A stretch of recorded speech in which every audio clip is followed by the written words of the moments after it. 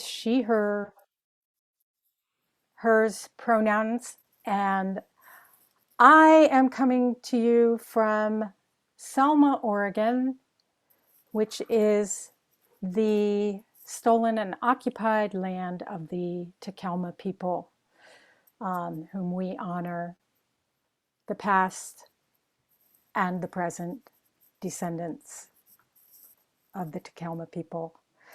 Um, I am a volunteer with the Oregon Chapter Sierra Club and the coordinator of the chapter's forest team.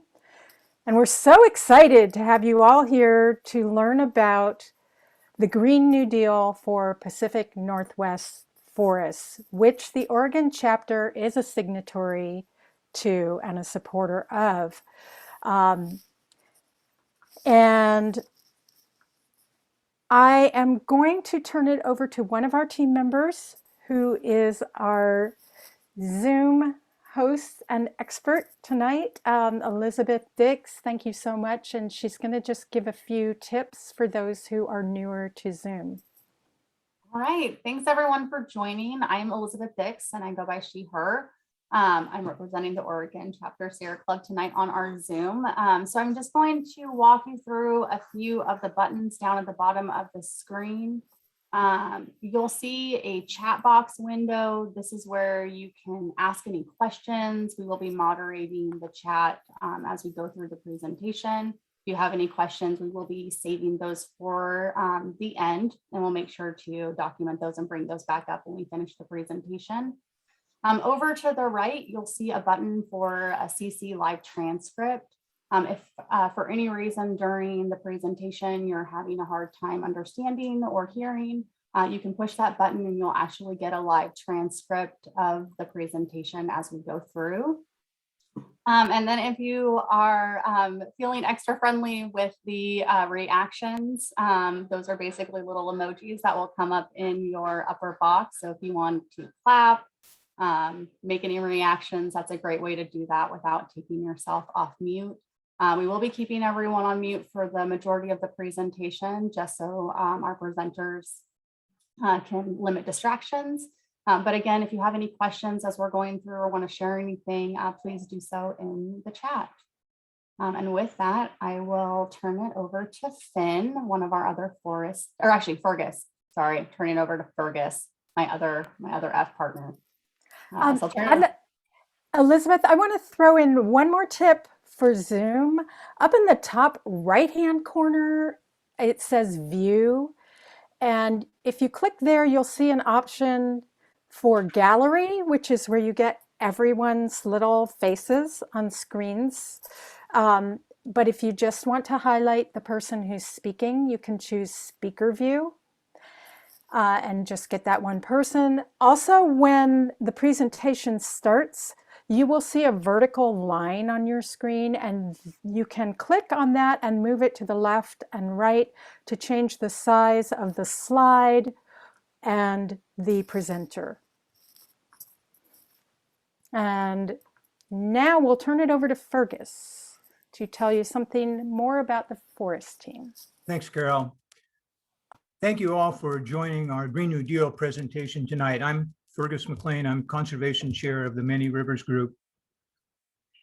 Oregon Sierra Club Forest Issues team tracks current forest issues and makes policy recommendations to the Oregon Chapter Conservation Committee of Sierra Club. If you'd like to join our email list, if you didn't join it while you were signing up for this event, just write your name and the words email list in the chat, and Carol will get that for you. We're working on some brief introductory materials for those of you who are new to forest issues. I strongly support, for starting out, Suzanne Simard's new book, Finding the Mother Tree. Simard shows the tremendous power of pure science to help us understand the natural intelligence of the forest and the obstacles which must be overcome to allow that understanding to spread and flourish. Thanks again for joining us tonight. Now I'll turn it over to Finn Monder from the Mary Speak Group. Thank you, Fergus. So I've got the honor tonight of introducing our presenters, our speakers. So first off, we have Dylan Plummer. He is a senior campaign representative with the Sierra Club's Building Electrification campaign in Oregon and Washington. Previously, Dylan worked as the grassroots organizer with Cascadia Wildlands, focusing his advocacy at the intersection of climate justice and forest defense. He's currently based in Eugene, Oregon, on Kalapuya land, and spends his free time playing music and surveying proposed timber sales. And alongside him, we are delighted to have Matt Stevenson. Matt leads the forest defense team of Sunrise Movement PDX and organizes the Green New Deal for Pacific Northwest Forests working group of the Pacific Northwest Forest Climate Alliance, all while still being a junior at Cleveland High School in Portland. So we are delighted to have them both. And without further ado, I will pass it over to Dylan and Matt. Thank you so much. Great. Thanks all for having me, for having us both here. What an introduction. And awesome to see all of these lovely faces, some familiar and some not so much. So just give me a second while I get my screen up. And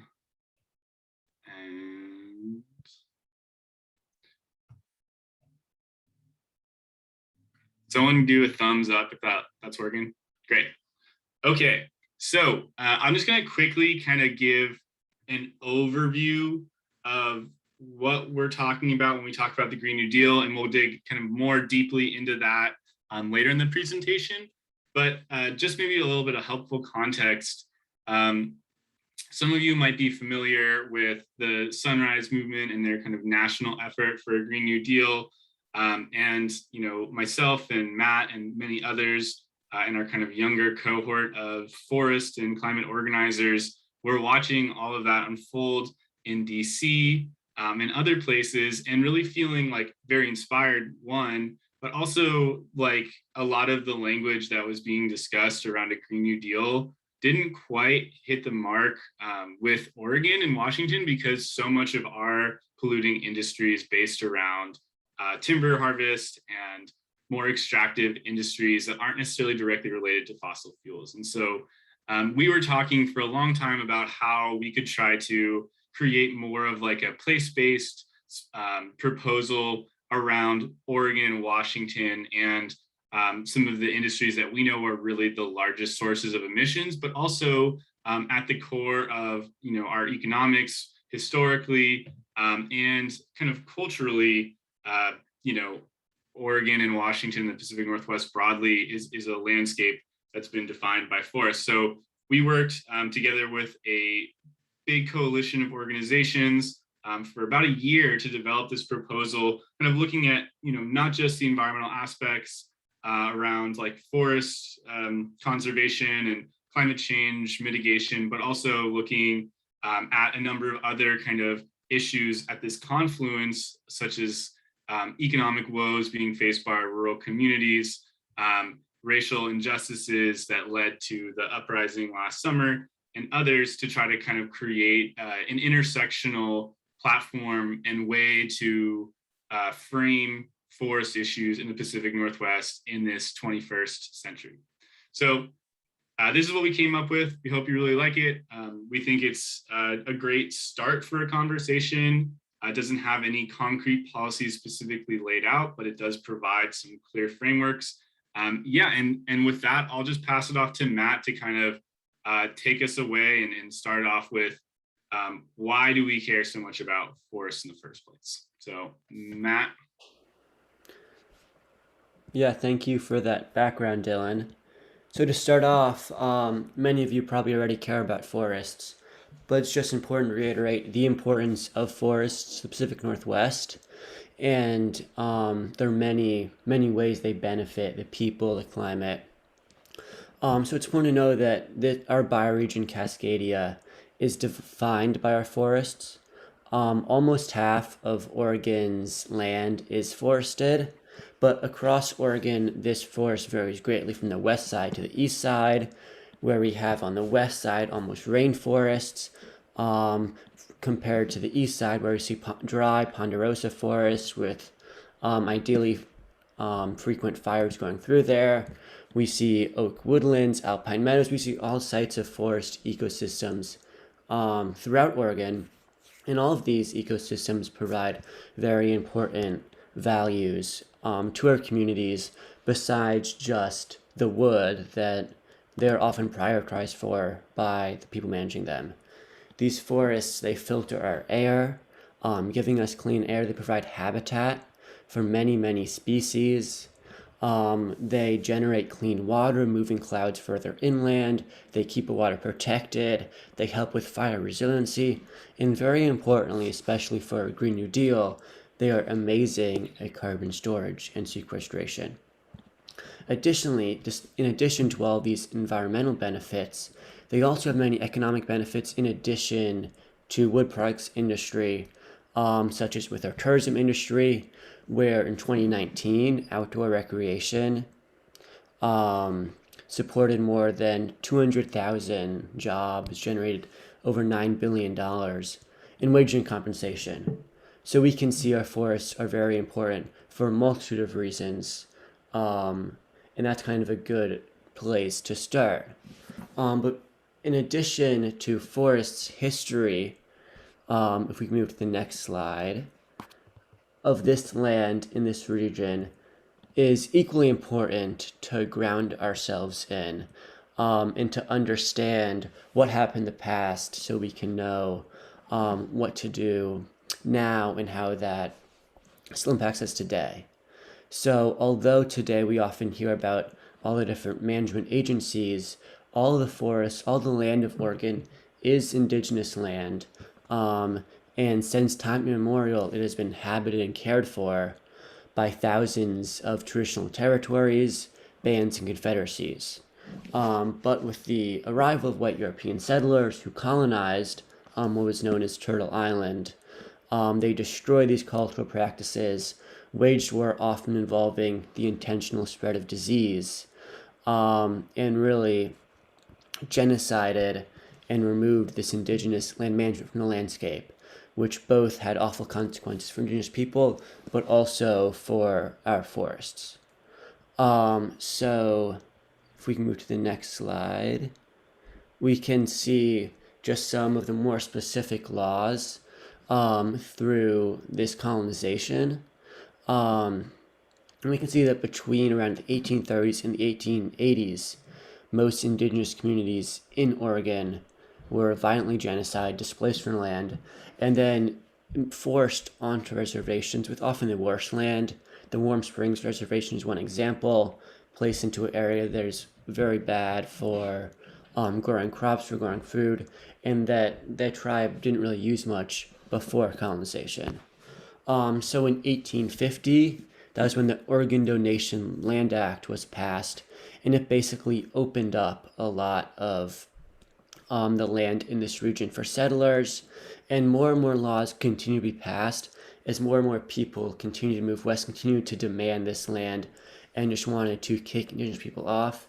In 1887, what the Dawes Law did is it broke up a lot of the existing reservation land that was set aside, which was not much to begin with, but it broke up this existing reservation land and to individual tribal members. And if the tribal members didn't want it, it would be sold to settlers. So it was one of the final and extremely devastating laws in the land theft from indigenous people. And all this land that was stolen, this stolen land was the basis for the United States government and the basis for the Forest Service, the National Park Service, all of these agencies.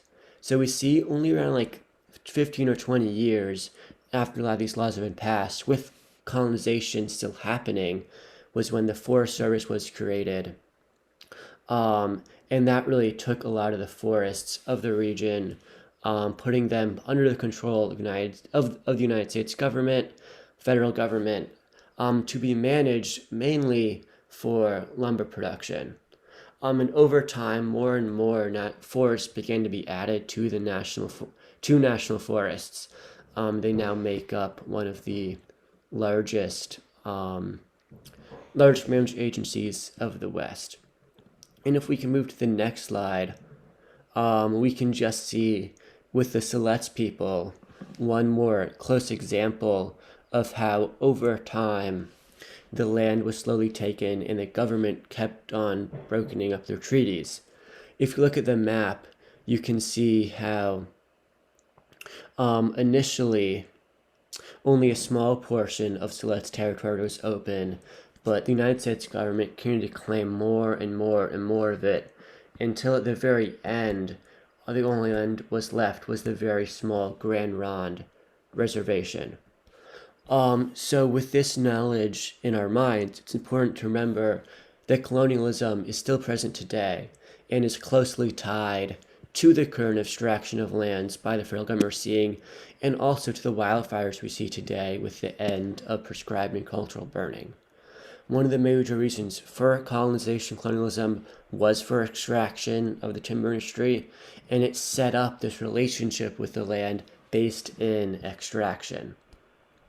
And it's important to remember as we soon get into talking about who managed these forests and what to do about it and all this stuff, that this is all still stolen land, and a very important step towards repairing this past injustice is the idea of land back. But if we can move on to the next slide, we can see that this stolen land is currently managed by a number of different groups, agencies, public and private. If you look at the map, you can see that blue is private land. So a large portion of forest land is privately owned. This is broken up between there's large industrial Wall Street owned private forests in addition to small wood owners. But the biggest owner of forest land in Oregon is the federal government between the Forest Service in purple and the Bureau of Land Management in orange. And state land is, I think, around 6% of forest land in Oregon. It would be pink in this map. So it's an important thing to consider, but not that much forest. And then tribal land is almost non-existent because of this massive land theft. But still, on a lot of the tribes that own forest land, it can be managed better than the federal government. So if we could move to the next slide, we can see that although with federal land, it's, I think, 3/5 of forest land of Oregon managed by the Forest Service and the Bureau of Land Management. Although a lot of it is protected, a very large portion of it is still up for logging in timber sales. And in these timber sales, it's often old and mature trees being sold to be cut, which greatly contributes to the climate crisis. And it's also important to note that these timber sales make up a very small percentage of the Forest Service budget. And Dylan, do you want to add anything? Yeah, absolutely. And as I'm sure many of you all are familiar with, there was, have been really strong efforts to curtail logging on quote unquote public land since, the 70s, but really kind of reaching a climax in the 90s and early 2000s with the timber wars. And a lot of folks that I talked to about forest issues, just really, for one, they don't know that there's still any logging taking place on Forest Service or Bureau of Land Management land. They assume that all of that was protected in the 90s with the spotted owl. And two, they have no idea that there's any old growth or mature forest logging happening at all. And so it's really critical to highlight here and just to I want to empower all of you to go back to your friends and your colleagues and your social circles and remind folks that not only is there still logging taking place on these public lands, oftentimes that logging is explicitly targeted to some of the last stands of unprotected, mature, and old growth forest in those areas. And this is not a partisan issue. There is a clear bipartisan consensus that public forest land is for logging, and we're seeing some of the worst timber sales we've seen in decades happening right now on federal national forest land in Oregon. So just wanting to really highlight that and make people aware that that is still absolutely taking place and is devastating ecosystems and watersheds and our climate. So passing it back to you there. Yeah. And I believe it's Forest Service can function completely well without the money from timber sales. And Dylan, you can respond more to this in the chat, but I think by worse sales, there's bigger sales, larger sales with older, more mature trees happening right now. So there's still a lot of old growth, and even more of it is being sold off for logging. But in addition to public land by the federal government, which there is major improvement needed on their management, there is also a large portion of the state is privately owned. If we could move to the next slide. And so this privately owned forest typically has some of the worst practices across the entire state and is also frequently ignored in forest defense advocacy. Private land, although it's around 35% of overall forest land, it is close to almost 3/4 of all timber harvest and all wood coming out of Oregon's forests. And that just really illustrates the practices on private land and how egregious they are. And private land typically has extremely short rotations, maybe even 40 years between logging. It has increased herbicide use, increased pesticide use. It has completely monocultures of Douglas fir trees, extremely water intensive and very prone to wildfire. So it is the worst practices. And a lot of these practices are motivated by the ownership of private forest land. So if we move on to the next slide, we can see that a very, very large portion of private forest land is owned by Wall Street. It's owned by investors. It's owned by these massive corporations whose only goal is to make money. And we can see, looking at the map, well, that so much of the Coast Range and forests in Western Oregon specifically, which have a lot of potential for carbon sequestration, are owned by these massive companies organized, I think if you can see on the map in small, REIT or TIMO, which is basically a way to structure themselves that almost reduces the amount of taxes they pay very substantially. And together, the 10 largest forest firms in Oregon own over 80% of private land in Oregon. So these are a few massive corporations wanting to bring money back to their investors, managing our forests as an investment to make money, not as an ecosystem. And this really is really exploiting Oregon's forests, Oregon's communities, and Oregon's workers. I believe Weyerhaeuser had a $1 billion profit from just March to June of this last year. And so you can take a second to think, where is that $1 billion coming from? Well, it's coming from the forests they're devastating with their logging. It's coming from the workers they're paying very bad wages, forcing into bad conditions, and the towns who they employ people from, who they log around, but still don't see any of the economic benefits. So as we move through the presentation and towards the end, we'll see that one very important part to a Green New Deal for Pacific Northwest forests and to a just transition for these forests is dealing with private land and helping both communities and ecosystems. So I think I'll now pass it back to Dylan to get back into some of the more specific impacts of this industrial forest management. Yeah, thanks, Matt. And I want to just quickly acknowledge, all of this work, like I mentioned at the beginning, around the Green New Deal was a coalition effort. And throughout this presentation, we're going to be using graphics, using maps, using charts, using data that was collected by our partners across the forest movement and across the environmental and climate justice movements here in Oregon. So just wanting to quick acknowledge that and do a shout out for Chuck Willer's Coast Range Association Green New Deal proposal, which has a lot of excellent graphics, including that map we just used. And I also want to note that we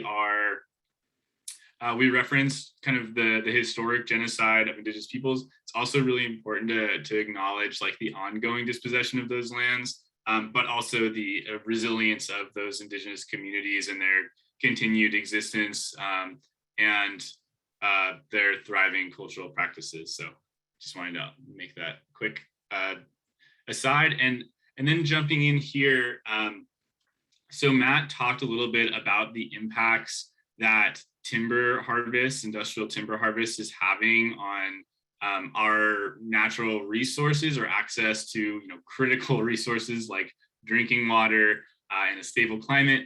And a recent study from OSU actually showed that plantations and clear cuts actually produce 50% less water, or streams that run through these areas produce 50% less water than streams running through native forests. And that's because young Douglas firs in particular absorb a massive amount of water. And so when you have these huge swaths of land that are planted with fast growing and really, really thirsty Douglas fir plantations, they're just absorbing all of this water. And oftentimes right after a clear cut or just the first few years after they were planted, they're not providing very much shade for those water sources. And so they're losing a lot to evaporation as well. And so it's so critical that when we're talking about forest defense, we're also talking about defending our fresh water sources, which will become increasingly scarce as the climate crisis progresses. And so not only is forest defense a means by which to mitigate the climate crisis, but also a means by which to make our communities more resilient as we already experience some of the baked in impacts of drought and increased hot days. And I was seeing someone a question in the chat about the name of the study. It was done by Julia Jones at OSU. I can't remember the name off the top of my head, but I can share that afterwards or when Matt's speaking. So can't make more water. And water is so critical. If you all remember the Forest Waters campaign that was running a few years ago, was highlighting the fact that 2/3 of Oregonians get their drinking water from a forested watershed. And any impacts to that watershed directly impacts that, the communities that are relying on that water. And so some of our partners up in the North Coast, Rockaway Beach, other places have seen their only water sources cut over entire just drainages being leveled, and the impacts that that's had on their access to drinking water has been tremendous. And so again, just really critical that when we're talking about forest defense, we're not only looking at it as a means by which to preserve biodiversity and protect our critical forests, which is really valuable, but also it's a way to protect our communities and protect their resilience in the face of these changing weather conditions and increasingly scarce fresh water sources in the state, in the region. Additionally, salmon are absolutely culturally integral to many of the indigenous tribes in the Pacific Northwest.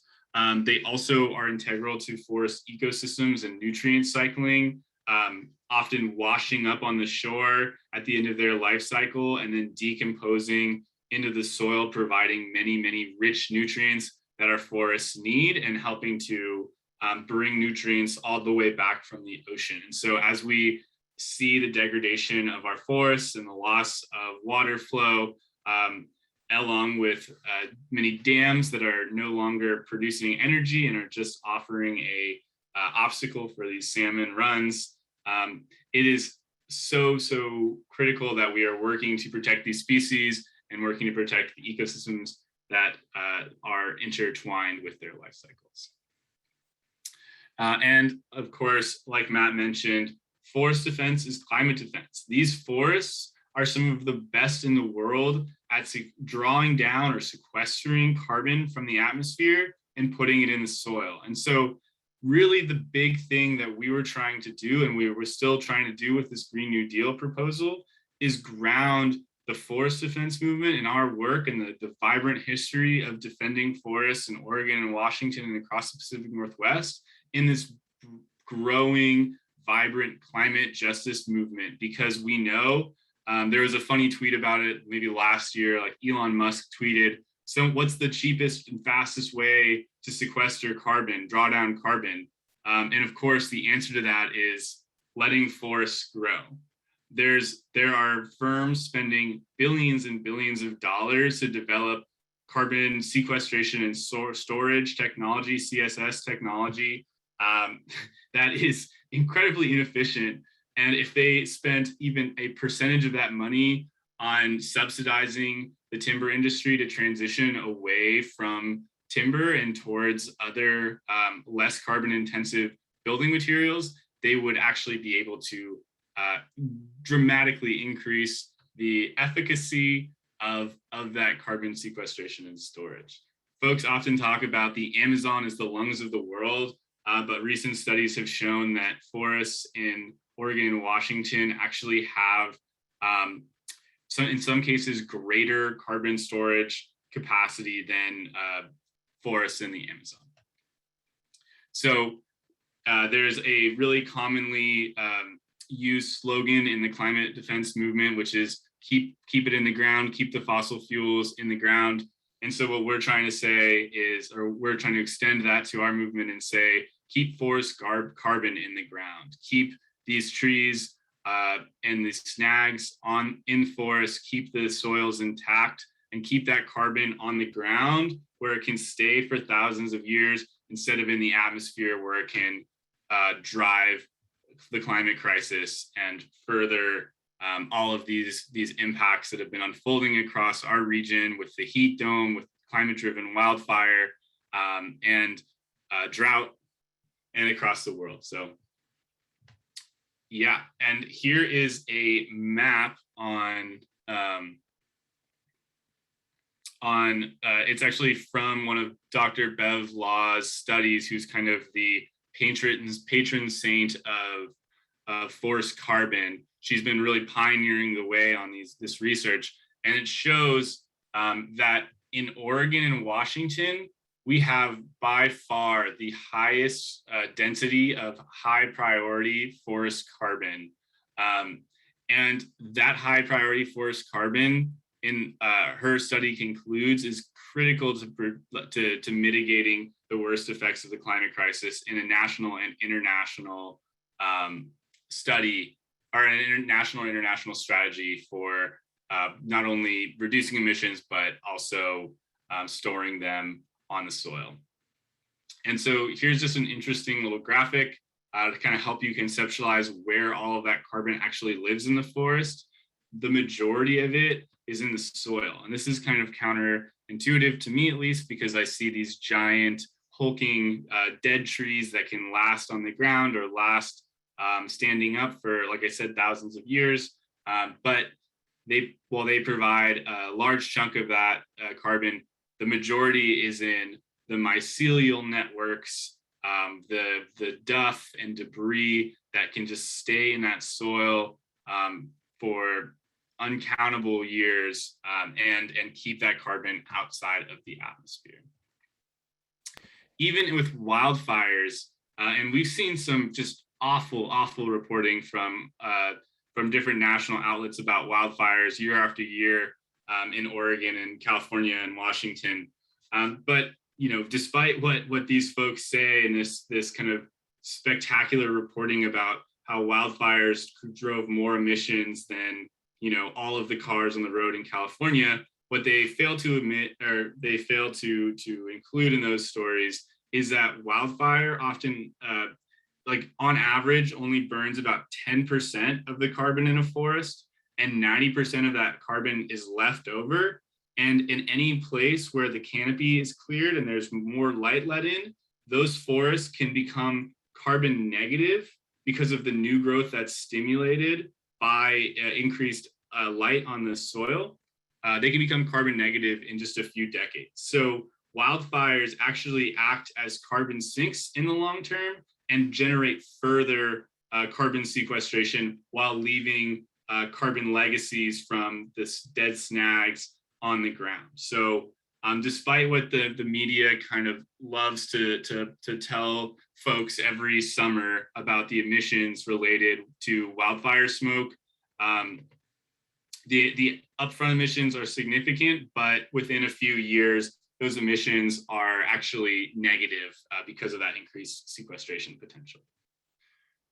But these forests can't do what all of these amazing services that we've discussed in this presentation when they're logged, right? Logging is a mainstay in Oregon's culture and economy, less and less in the economic piece, but it is having dramatic impacts on everything in our day-to-day lives, from our drinking water to our climate, to wildfires and our vulnerability to wildfires. And one thing that the timber industry is increasingly talking about wildfire and climate change as kind of the reason why we need to log, to prevent greater wildfires and to generate more carbon sequestration. But what we know about the timber industry is that it's not 100% of the carbon in a forest being stored in a house, right? I think this graphic really clearly illustrates the way that forest carbon is lost through the timber or through the logging process. So we start with a full tree with 100% of its carbon. Almost 50% of that is lost when it's cut. 20% is lost when it's milled. And then you lose 17% in the transportation. So you only store a net 15% of the carbon in that original tree.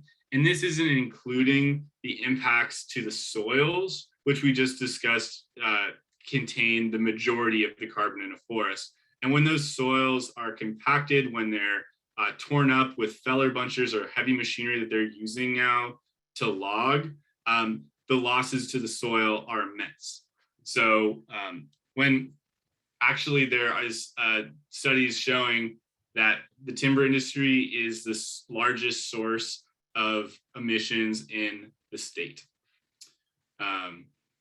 because of this net loss of forest carbon that happens from industrial timber. And both of these graphics are from Oregon Wild's Forest Defense is Climate Defense. Forest Defense's Climate Defense report that site, and they have all the citations there if you're interested in learning more. And you can see here the carbon debt created by industrial forestry. So you can have 323 tons of carbon per acre on native old growth forests. And then on industrial timberland, you lose over 2/3 of that just even in standing timber plantations and clear cuts in the Coast Range.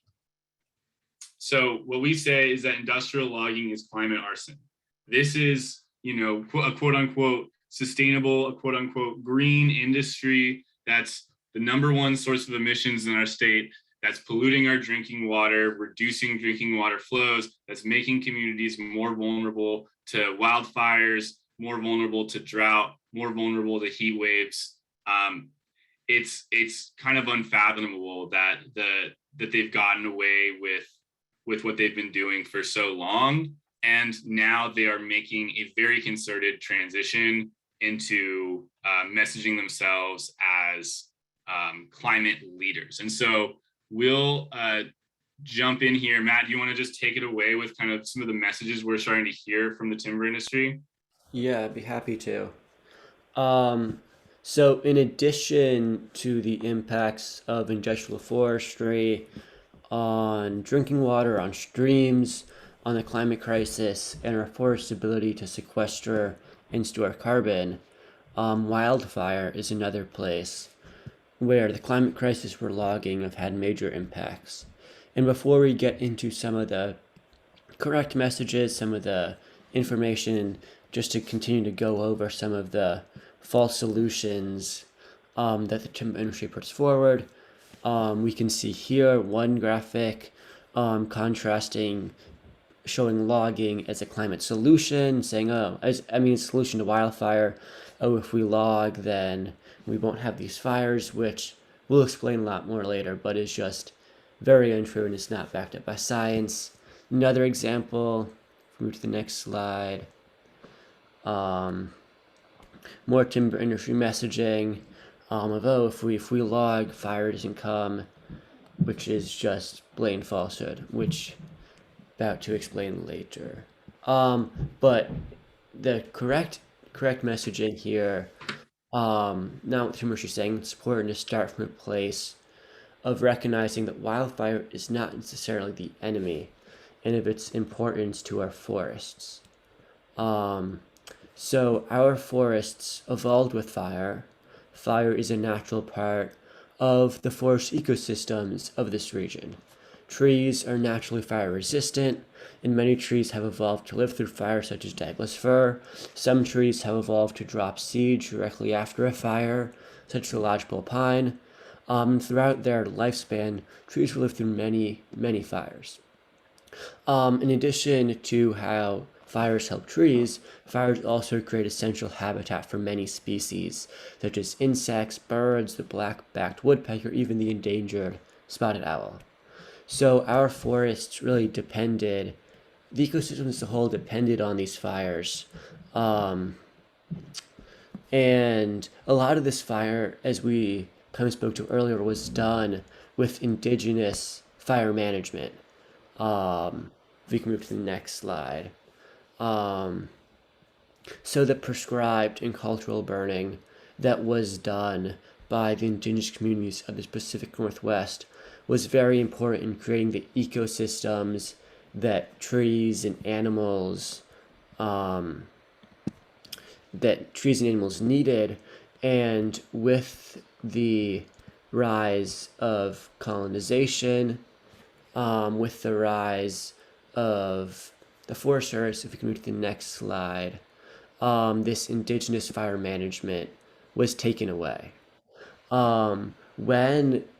During colonization, when the Forest Service, when all this forest land, which was previously managed by indigenous communities, as an ecosystem, as a thing to thrive codependently with, when it was taken and put under control of the Forest Service, of these private companies, that ended all of the prescribed cultural burning, a lot of it because, one, it was used as a weapon of war almost to destroy indigenous traditions, indigenous culture, and it was also used because of a change in mindset, where forests were seen as lumber. They're seen as these things to make money out of, not an ecosystem you need to support.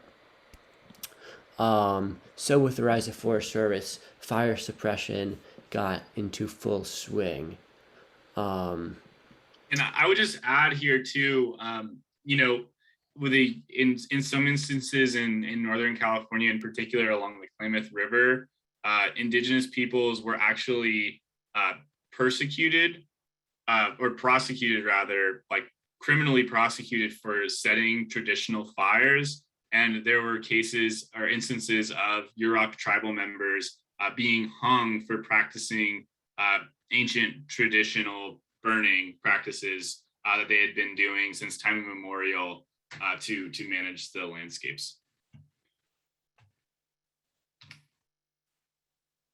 Yeah, and returning a lot of the land management and returning prescribed and cultural burning to the landscape is a very important step under a Green New Deal for Pacific Northwest forests.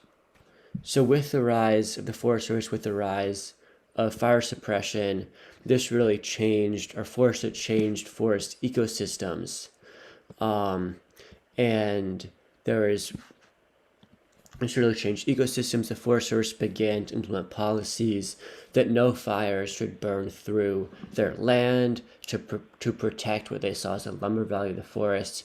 And there's a lot of messaging as fire as the enemy of the forest. Fire is this bad thing, when in fact it was natural and necessary. For many years, the Forest Service even had a policy of all fires had to be put out, I think the morning after they started. In this fire suppression, it changed forest ecosystems because without the regular fires that were typically coming through, there's a lack of post-fire habitat, and there was less new growth, less spacing between trees, stuff like that. And Dylan, I don't know if you want to add anything about fire suppression here, or if we're good to continue.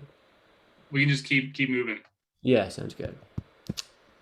So in addition to taking prescribed and culture burning the landscape and the rise of fire suppression, climate and weather is super important in determining wildfire. And although many other factors such as forest management, such as whether it's plantation, are important, the most important indicator for any fire is the weather and the climate. And with the rise of climate change, suddenly we are being transformed away from a cooler and wet climate into a drier, higher climate with more frequent droughts, less rainfall, less moisture in these forests overall. And this increases fire risk a ton. And in talking about fire, really the most important step we can take is doing a Green New Deal and mitigating the climate crisis, and also reducing the amount of carbon we have in the atmosphere, such as through such as using forests for that carbon sequestration. So in addition to how climate change has massively increased fire risk, the timber plantations, the clear cutting that is now super common across forest landscape have also increased fire risk, increased fire severity, increased the rate that fires spread. And this is for a number of reasons. But when you have timber plantations that are a ton of trees packed super close together, it makes fires burn through much quicker. In these monoculture plantations, all the trees are the same height, the same size, the same type, and this lets fire spread really quickly from tree to tree. And also in these plantations, it's really dry. There's no moist undergrowth so fire spreads quicker through. And with clear cuts, we also see it's almost increased fire risk again throughout a landscape. There's piles of slash, there's invasive grass that just lets fires start and spread a lot quicker. And you can see the map of the forest on the right. And when you have these pockets of like almost fire starters throughout the landscape, it really increases rate of change in fire. So if we can move to the next slide, this just further hammers home what I was saying before. You can see the plantation on the right. There's all those branches. There's really no understory. So fire burned through a lot quicker than the old growth forest we see on the left, which just actually increases the fire resiliency and protects communities from fire. So another important step in terms of adapting to fire is trying to return to as much old forest as possible, so they're more resilient to fire and can recover better from fire. So if we go to the next slide, so, and this is just further example. This is a map of the Holiday Fire from the Mackenzie River region of 2020. And you can just see that everything red in this map is logged private lands, compared to the green, which I believe is U.S. Forest Service. So you can see how so much of the fire burned through logged land instead of the natural forest on the right. And it's not showing this map, but I believe the ignition point of this fire was somewhere in the middle, and it spread to the left of the map and it spread less in the Willamette National Forest and much more towards the timber plantations and clear cuts. So this further example of the ways that industrial forestry increases fire risk. And it's important to note that industrial forestry, as Dylan spoke to earlier, it also really increases the climate crisis. So it kind of combines to increase wildfires in a number of ways. So I think passing it back to Dylan to talk about some steps we can take to adapt to wildfire. Yeah, absolutely. So thanks so much, Matt, for that.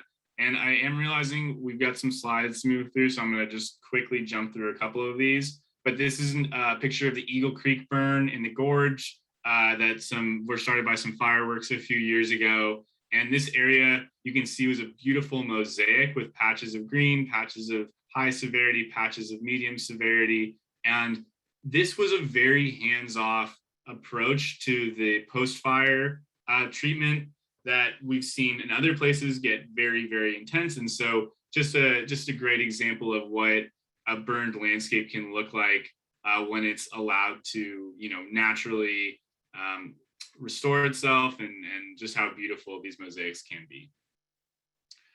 That said, there are agency opportunists out there who are using wildfire as a means by which to flout all environmental regulations and get out the cut as quickly as they can for many, many acres of what otherwise might be protected forests. They often do this with huge clear cuts that can be incredibly damaging. So this is stuff we saw on the Oregon coast. There's a ton more of this just devastating logging and old growth forests on public lands after last year's holiday farm fire. So just beware. But again, what I think the key message here is that leaving forests standing, whether it's before or after wildfire, is a critical means by which to protect our communities, especially as the climate crisis creates more and more severe and unpredictable weather. And so, we heard that timber industry rhetoric in the beginning of Matt's last kind of section. And what we try to say instead is that burnt is beautiful, and forests belong in, or wildfire belongs in forests. It doesn't belong in our communities. And so if we are allowing our forests to burn and making sure that there are precautions around how that burns, and obviously doing what we can to protect communities, but spending the majority of our money on hardening homes and investing in community resilience, we will absolutely be better off in the future and more resilient in the face of the climate crisis. And here's just a quick graphic that shows that only 1% of fuel treatments, which is what we're seeing increasingly, is the reasoning behind much of the public lands logging being proposed across the Pacific Northwest. Only 1% of these treatments encounter wildfire each year. It's like throwing a bullseye with a blindfold on at a dartboard, right? So you can see these are the 3 million acres that are treated. And these are the massive, or this is the massive amount of fuel treatment. So it's just a tiny, tiny, tiny percentage of the actual forests that they treat are touched by wildfire. And so these like ineffective logging projects, guys, under wildfire resiliency, are just a waste of taxpayer dollars and are further driving the climate crisis.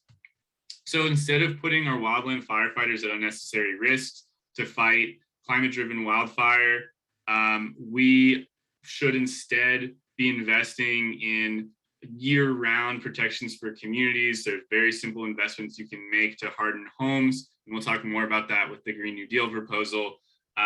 And we should be putting our brave wildland firefighters to work protecting communities, not going way out into the backwoods to try to fight a fire that's not really going to slow down until we get some rain or until we get some precipitation.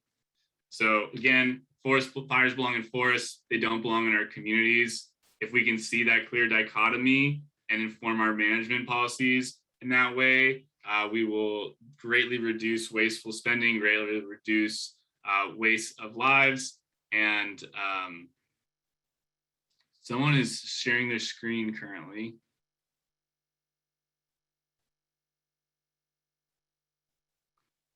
Oop, having a little screen sharing thing. All right, can you all see my screen again? Yeah. Great. Cool. So now kind of just to pivot us more to the Green New Deal aspect of things. We've heard about the problem. We've heard about all of these intersecting issues around forest management. And now it's also important to talk about the many other issues facing our region, from housing justice problems, indigenous movements for land back and for sovereignty in the face of ongoing settler colonialism, climate-driven wildfires, climate-driven droughts, the racial justice uprising, and now our generation, my generation of young folks, are thinking that this is insane. This statistic, 3/4 of young folks said that they thought the future was frightening. Over half said they think that humanity is currently doomed, from a poll that just came out last September. Majority of Americans think children will be financially off worse than their parents. This is a photograph of folks displaced by the Paradise Fire 2 years later, still unhoused in wildfire smoke in Chico. So not only are we facing a climate crisis, we're experiencing its impacts right now. Those impacts are displacing people and making them more vulnerable to other crises of racist policing, crises of a lack of affordable housing, a lack of jobs, and many, many others. And there's a lot of folks who are falling through the cracks right now. If you live in Eugene or Portland, you can see our unhoused population is growing tremendously. A lot of those folks are coming from places like the low income housing along the Mackenzie River that was destroyed in the Holiday Farm fire, for example. And it's really critical that, we're looking at these issues, not just from an environmental lens, but from a lens of social and racial justice as well. But there's also a ton of exciting opportunities.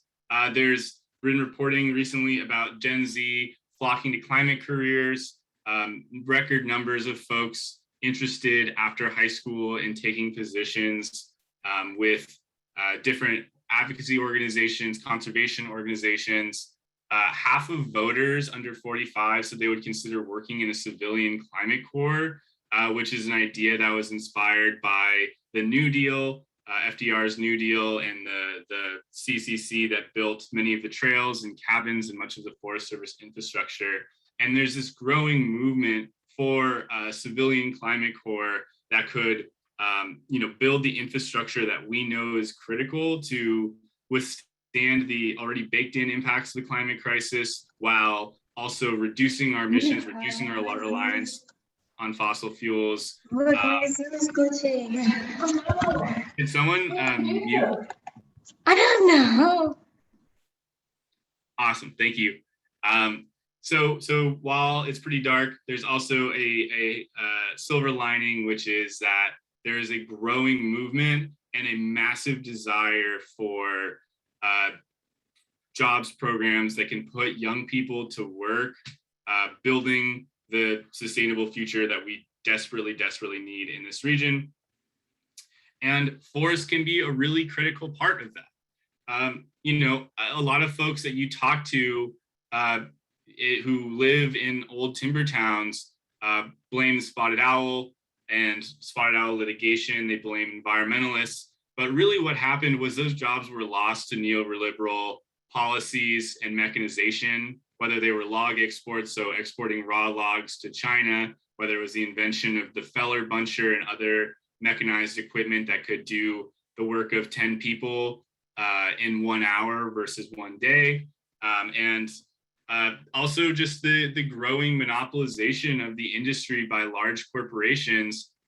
We've seen timber jobs drop in the last 40 or 50 years, alienating rural communities and just greatly increasing the economic desperation that's being felt in these communities. And so, when we talk about a Green New Deal for Pacific Northwest forests, we're not talking about training an old timber worker to code, right? We're not saying learn to code. We want to create jobs in the woods, and we want to rely on the expertise that these folks have, because there's a lot of pride of knowing how to navigate through the woods, knowing how to operate in a forest, knowing the forest ecosystems. And there's a lot of skills that we don't want to lose to other industries. We want to put them to work preserving and expanding these forest ecosystems, creating more infrastructure for folks to enjoy these forest ecosystems, and doing all the things that so desperately need to be done in our forests. So passing it back to Matt to talk a little bit about some of the aspects of the Green New Deal. Yeah, before I get into that, quick note, building on what Dylan said about rural communities, you can see here with this graphic showing some of the disparities between various communities. You can see Multnomah County, where most of Portland is, 31% of its people are Alice, which is people who are above the poverty line, but don't have enough money to meet daily needs. So those numbers combine to 31%. But compared to like Tillamook County, that's 47, or like Lynn County, it's 44. This just further illustrates rural communities face a lot of economic suffering, and it's very important to include them as part of this just transition and make sure they don't get left behind while we protect our forests for their amazing values. So moving on to what a Green New Deal for Pacific Northwest forests could look like. If we could have the next slide. So we can no longer afford to allow our forests and our communities to be sacrificed for corporate greed or false solutions that threaten the health of future generations and the planet. We are at a point where we cannot continue with the way things have been. We cannot continue to log. We cannot continue to have these plantations that are one of the major causes of the climate crisis, that increase wildfires can spread, that pollute watersheds, while also increasing poverty among rural communities, while furthering colonialism, furthering racial justice issues, abuse of migrant workers. We cannot continue with the way things are. We need a Green New Deal. We need a just transition for our forests in a way that protects these ecosystems while revitalizing communities and going against previous oppression and injustice. And so when dealing with a lot of the issues we talked about, it's important to advocate for a Green New Deal, a just transition, to make sure that people are not left behind. So a major question that we have to talk about and face is, what does a Green New Deal look like for Pacific Northwest forests? What does a just transition look like for Pacific Northwest forests? And for those of you who don't know, just transition is the idea of when you transition off like a carbon intensive, a polluting sector of the economy, how do you make sure the workers, those communities, are not left behind? So the original the New Deal, the original CCC, passed back in the Depression, was used to put a lot of people to work, and it was used to do a lot of infrastructure, a lot of good things. We can see here, seems like this is people maybe working in a forest, maybe they're building trails. That was a major thing the original New Deal did. But although the New Deal did a ton of very important things, putting people to work, helping out our country, it also excluded a lot of people who were not white men. So as we talked about a Green New Deal, it's important to remember that history and make sure that does not happen again. So recently there's been, as we all probably know, there's been a push for a Green New Deal, like the New Deal, but this time specifically focused on addressing the climate crisis. And this text on the slide, drawn from, I believe, House Resolution 109, just talks about the duty of federal government and what the point of a Green New Deal is, such as achieving net zero emissions, creating good jobs, investing in infrastructure, securing food, water, communities, all these things that are super important. And these things can be achieved through a Green New Deal. But although there's been a lot of talk of a national Green New Deal, forests have often been left out of the picture. But they are super important to any effort under a Green New Deal because of the emissions they currently produce, but their potential for carbon sequestration. So under the Green New Deal for Pacific Northwest Forests, the vision of how we transform our forests and communities, the vision of it is a society based on principles of solidarity and ecology instead of competition and extraction, and a vision of a future in when forests are valued as the ecosystems they are and for the benefits they provide. So these are some of the principles the Green New Deal for Pacific Northwest Forests is based upon and derived it. And so if we could have the next slide, we can see the Green New Deal for Pacific Northwest Forests, this platform of how we protect our forests while revitalizing our communities. We split up into 6 main pillars. So the first pillar is using the Pacific Northwest Forests' potential as a carbon sequestration. And as we've heard throughout this presentation, they can store and sequester some of the most carbon in the world. And to take advantage of that potential, we need to transition forest management practices to ones that sequester more, store more carbon, and we need to protect old growth forests, mature forests, all sorts of forests for their long-term ecosystem benefits. So the second pillar deals specifically with industrial forestry practices on private lands, and to address some of the worst practices on private lands and the Wall Street ownership they have. It's first important to end the subsidies used for subsidies and tax breaks for private lands and invest it back in real communities, and also transition privately owned Wall Street forests into carbon reserves, watershed districts, co-ops, back into tribal land managed by indigenous people. That last point is taken from Coast Range Association's Green New Deal proposal for private land specifically. You should all check that out. It goes into it in way more detail. But the idea of it is basically taking these forests, taking them away from Wall Street, where the only motive is profit, and putting them back in the hands of the communities they surround while ensuring they maintain carbon sequestration. Maintain carbon sequestration. So the third pillar is about empowering frontline and marginalized communities to address the long-standing oppression, the displacement and genocide of indigenous people, the way migrant workers have been mistreated and abused by the timber industry, all these things. It's important to establish systems for participation in what logging will still be happening under this Green New Deal, and it's important to ensure that communities have stronger legal protections, and very importantly, have economic opportunities independent of logging.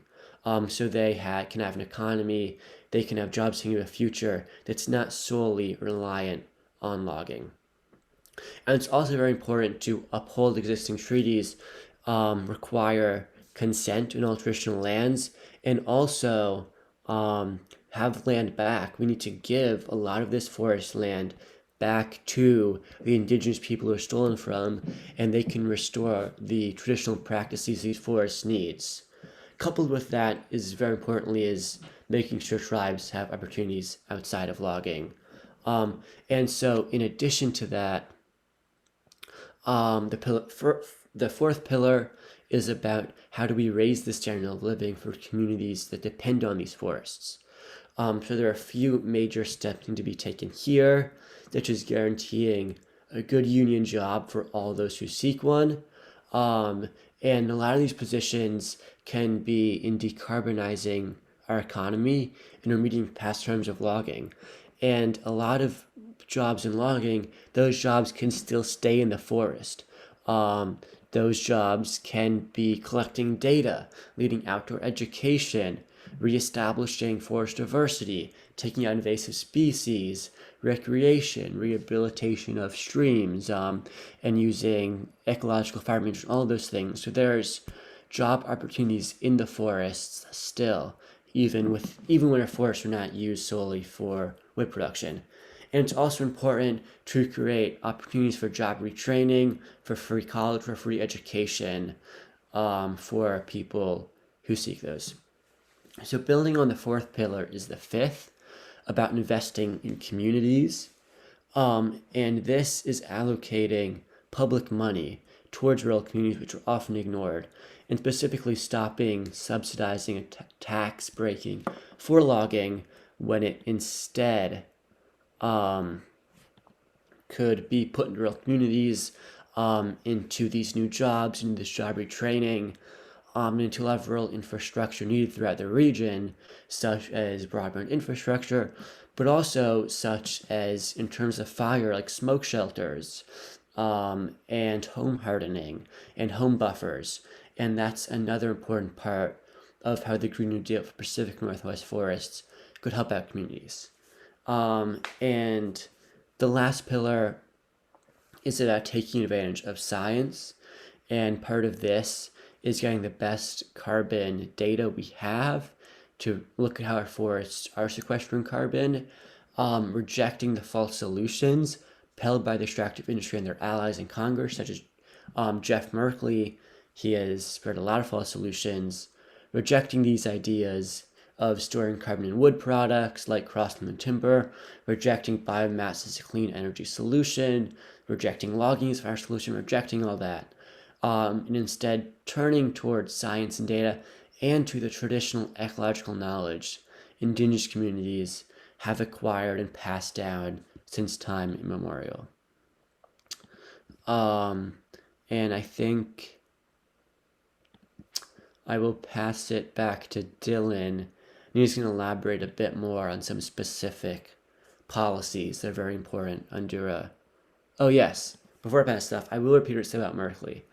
So Jeff Merkley, who talks about being a climate leader, takes good action on fossil fuels, is a major ally of the timber industry, and he can't understand a lot of the science, and because of that, he spreads and supports policies such as logging forests so the carbon can be stored in wood.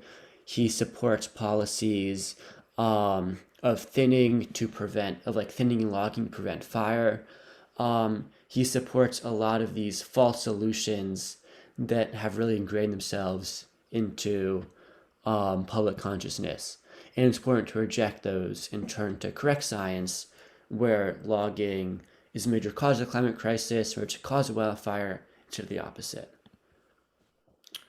So yeah, pass it back to Dylan. Yeah, thanks, Matt. So opportunities for action. There are a ton of brilliant ideas. And like I mentioned at the beginning of this presentation, we didn't want to get too prescriptive because I think that the beauty of the Green New Deal is that it can be interpreted in so many different ways. There are so many different avenues by which to pursue the 6 pillars that we laid out. And I'm sure there's pillars that we forgot. And so just wanted to start by saying your power lies in organizing and organization. Reference to the IWW, the Industrial Workers of the World, who actually were some of the first folks to ever organize in the Pacific Northwest forests, in post-colonial history at least, and organized for better conditions, and actually included demands for more ecological practices, which you can read about more in Empire of Timber by Loomis. It's a phenomenal book if you're interested in labor and the timber industry and all of that. Excellent. So we talked about a couple of these points. I want to leave some time for some questions. So I'm just going to kind of rush through some of these, but Civilian Climate Corps, we discussed a Civilian Fire Corps, for employing wildland firefighters year round to do prescribed burning, to support home hardening efforts, to create defensible space, to build out emergency response systems and infrastructure to protect communities when wildfires do move through them very quickly, which we know is kind of inevitable at this point, that it's going to happen. And it's really critical that we are thinking about it now and investing in it. And we're employing folks and training folks to be working these positions with, living wage jobs and union jobs year round, so that instead of just reacting every time a wildfire starts, we're instead building out the infrastructure to survive wildfires, just as they build out infrastructure to survive hurricanes in the Gulf South, just as they build out infrastructure to survive earthquakes in California. This is an infrastructure question. I think that's particularly relevant right now as the infrastructure kind of debate unfolds in Washington. And we need employees we need young folks, we need people of all stripes to be employed to do this critical work. We need to protect old growth, complex, immature forests as carbon reserves. Something Joe Biden could do with the stroke of his pen is pass an executive order to protect all old growth forests over 80 years old on public lands, Bureau of Land Management, Forest Service lands, from industrial logging, from timber sale operations. And that would have a dramatic effect on all of these issues we've discussed today. Funding jobs in outdoor recreation and education, like Matt mentioned at the beginning of this presentation, the timber industry currently provides almost less, or just about half of the economic stimulus to our state's economy, as does the tourism industry, ecotourism industry in particular. You can see towns like Oak Ridge that were formerly logging towns that are now booming with ecotourism around mountain biking, river rafting, fishing, what have you.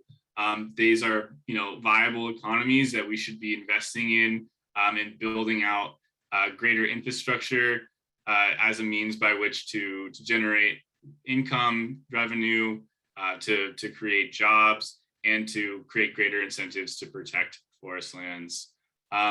This is a big one: restoring industrial timberlands and degraded watersheds. No one should live in a watershed that's being poisoned with aerial spray, that's being clear cut. No one should have to live in a watershed that can no longer produce water because of industrial extractive industry. So it's really critical that we're doing work to restore these areas. And while some of these lands might remain in production, we're moving away from timber products towards less carbon intensive resources. And we're putting control of these large swaths of private industrial timberland in the hands of the communities that rely on them for their drinking water, and that should be benefiting from them. Because as we know from a lot of amazing reporting from OPB and the Oregonian last year, the timber industry is increasingly paying less and less taxes while simultaneously making greater profits at greater expense to these communities. So we should be doing everything we can to reverse that.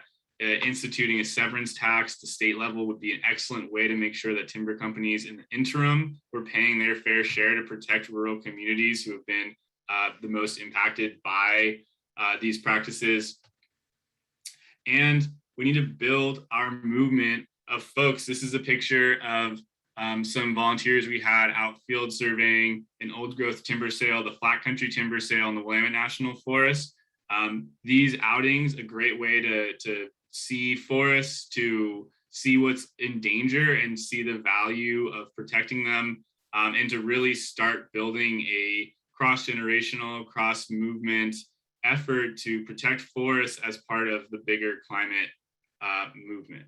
And so before we jump into questions, I want to just encourage everybody to call Senator Wyden's office and leave him a 5-second voicemail that says, I want you to publicly oppose the flat country old growth timber sale in the Willamette National Forest.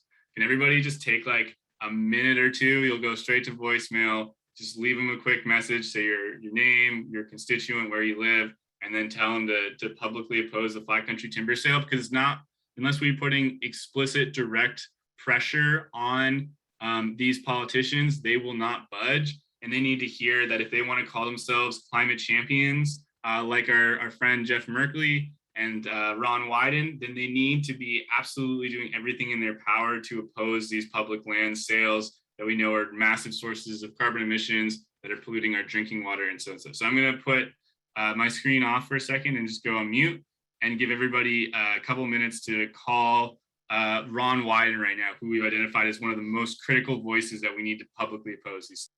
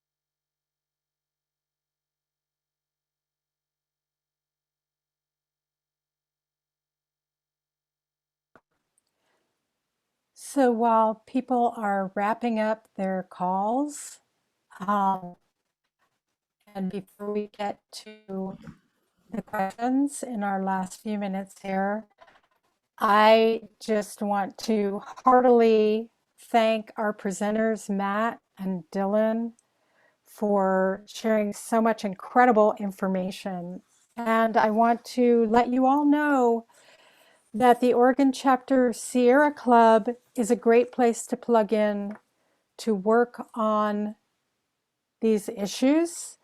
Our legislative program is gearing up for the 2022 short session, where we may see some legislation to implement a timber severance tax, and are very, very likely to see legislation to hold the Oregon Forest Resources Institute accountable, among other things. So my email is in the chat.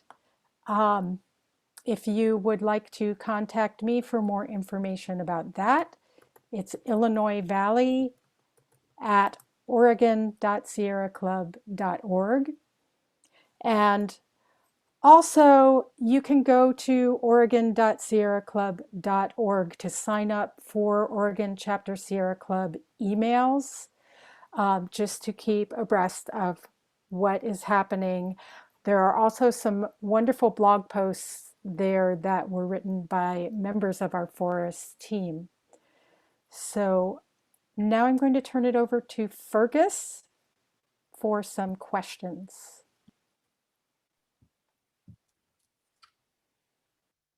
Okay.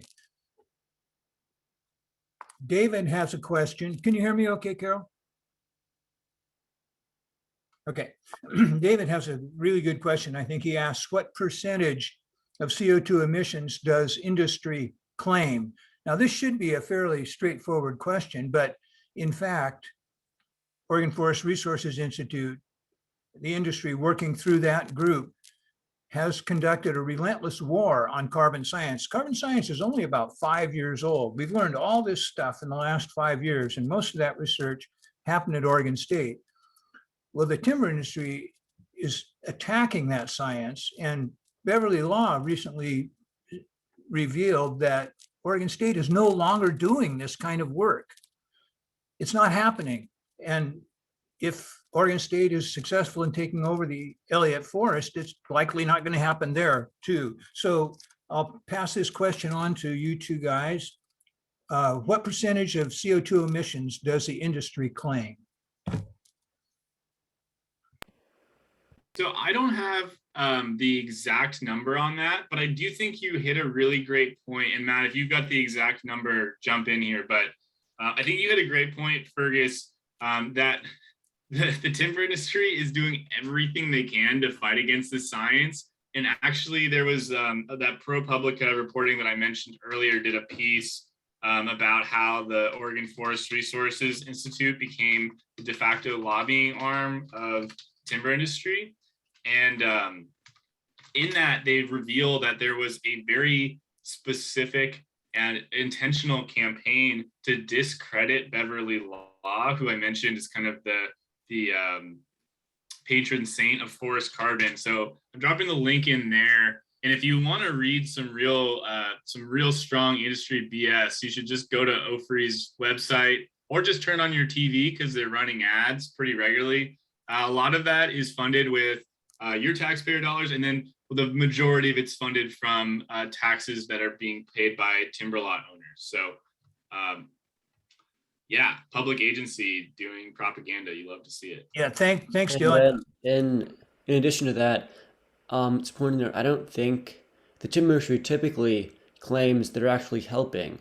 They try to claim they're a climate solution, not that they're a problem. They claim that they store carbon in wood, that all these new monoculture baby Douglas firs somehow sequester more carbon than old growth forest. So they try to combat the real science with their just false lies that they're actually helping, which they're not. Yeah, that's right, Matt. It's kind of accidental that this science actually developed. Dr. Mark Harmon happened to have a 30-year endowed chair, so he couldn't be fired. So he's the one who laid the groundwork for this forest science. But that's not happening anymore at Oregon State. And we got to figure out another way to make this science happen. Okay, here's another question from Teresa. How was the Eagle Creek fire managed to allow it to burn in a natural way like it did?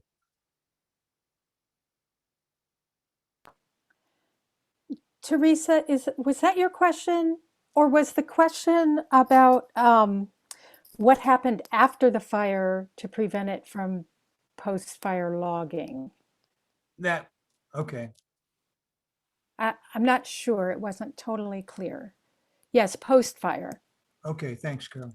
So a lot of it is up to the discretion of the public land forest managers. And so in the Willamette National Forest, for example, and on many BLM, Bureau of Land Management districts, there is a kind of stronger culture of getting out the cut, as they say, a stronger culture around timber harvest.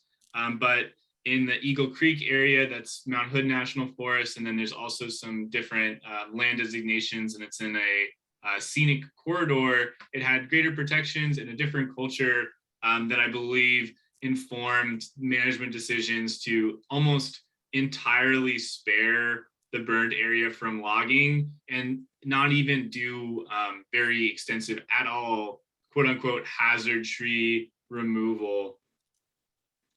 So they only logged around major parking lots, but they left many of the burnt trees along forest roads and trails, which now they're proposing, if anyone's unfamiliar, they're proposing to do hazard tree removal on hundreds, literally over 350 miles of forest roads within the fire perimeters from the Labor Day fires from last fall.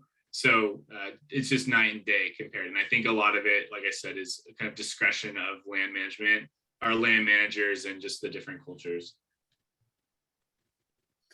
Carol, you had a question about the Civilian Conservation Corps, if you want to ask that. Yeah, I did have that question. I think we just have time for this last question because we're at 7:30. Thank you to those of you who hung in here to the end. My question was about this this legislation that has been introduced by Joe Neguse for the Civilian Climate Corps, and I believe it contains a lot of emphasis on logging to reduce wildfire. And my question was, how can we have some influence to get that focused on the things we need, which it is in part. I mean, most of the legislation, as I saw it, was really, really great. But there was this one part that was troubling to me. So I Yeah, I think that's a wondered if you great, had any insight. yeah, that's a great point. And Matt, jump into if you've got an answer to this. But my thinking, right, is, and this is something that a lot of our partners have discussed, is Senator Ron Wyden is one of the most senior senators in like a timber producing state in the country. And from what I've heard, the kind of dynamic is if anyone wants to do anything around forests in the Democratic Party, they kind of have to get his blessing to do it. And so if we want to see any dramatic changes in the kind of tenor that is taken around forests and wildfires and climate change in national politics, our pressure needs to be focused on getting Ron Wyden and then in turn other senior legislators from Oregon and Washington to acknowledge the role that these forests have, standing intact forests have in mitigating the climate crisis and these false solutions that do not work, and getting them to be our champions in Congress.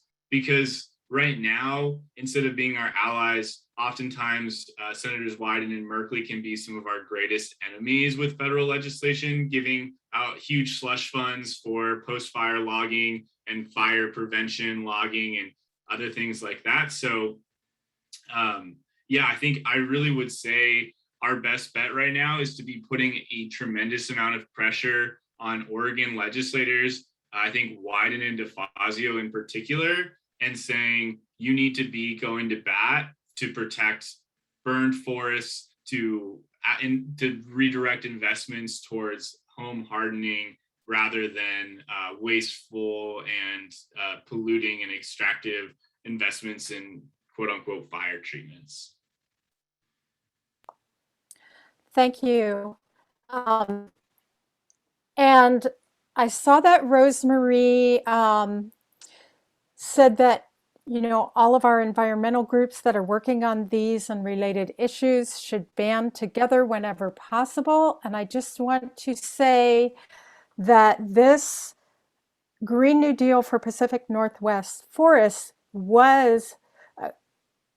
came out of a working group of the Pacific Northwest Forest Climate Alliance. And that is an organization that it's an alliance that individuals can join, where groups across the state are banding together and around the region banding together to work on these issues. So thank you, everyone. Thank you especially to Matt for taking the time to present to us, and to Dylan Plummer. We appreciate you so much, everyone from our forest team who helped tonight. And we will be getting the recording to all of you to share, as well as the chat file, so you can access those links. So thank you, everyone, for being here, and hope to see you around the Sierra Club or elsewhere in the movement.